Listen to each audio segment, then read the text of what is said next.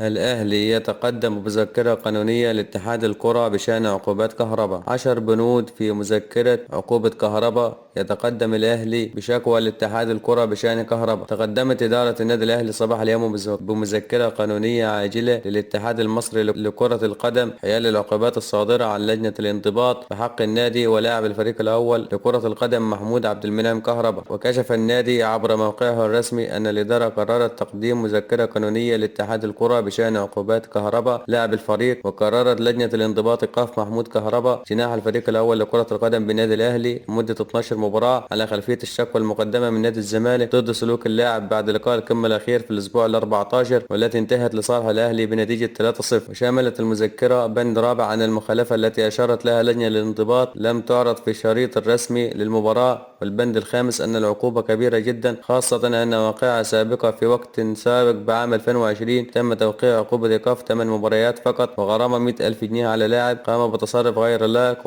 وبه إيحاءات 3 مرات في ملعب محمد بن زايد وقت السوبر المصري. وبالتالي إذا ثبت ما فعله محمود كهربا فإنه لا يرقى لنصف ما قام به هذا اللاعب. وتضمنت المذكرة البند الخامس الذي يراه الأهلي اختراق لوائح الاتحاد الدولي في التزام السرية تجاه التحقيقات، لكن ما حدث أنه تم تسريب العقوبات لمدة يومين قبل الإخطار الرسمي. والبند السادس أن لجنة الانضباط لم تتعامل بنفس المساواة في الشكاوي المقدمة لها، حيث قدم اللاعب شكوى متضمنة فيديو للإساءات التي تعرض لها مع نهاية الشوط الأول من ذات المباراة، بل لم يتم مناقشته حسب ما علموا.